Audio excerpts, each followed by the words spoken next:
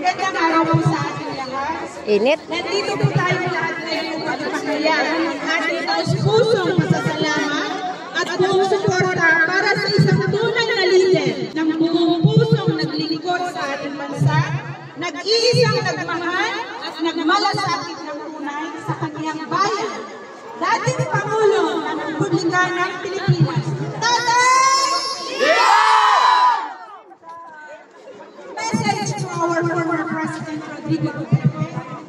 Mahal namin Pangulong Tatay Digo, ang nagmamahal sa Pilipino. Maraming salamat po sa inyong matibay na pagbubuno, walang pagod na paglilingkod at walang takot na pagtatanggol sa kapakanan ng sambayan ng Pilipino.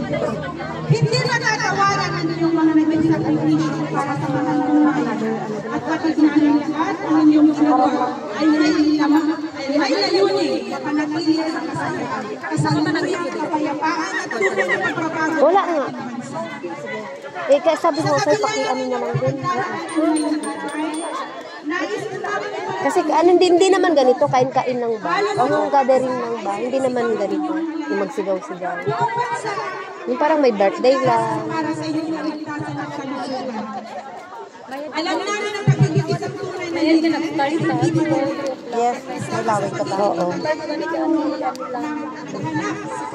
Napagharap sa pagsubok at maging ano ba na kahihinatunan ng pangyayari ang inaasahan mo po, Tatay. Makamit lahat. Sa init, oy. Ay nasa iyong lipunan at nagdarasal. Handa ipaglaban ang katotohanan at katarungan.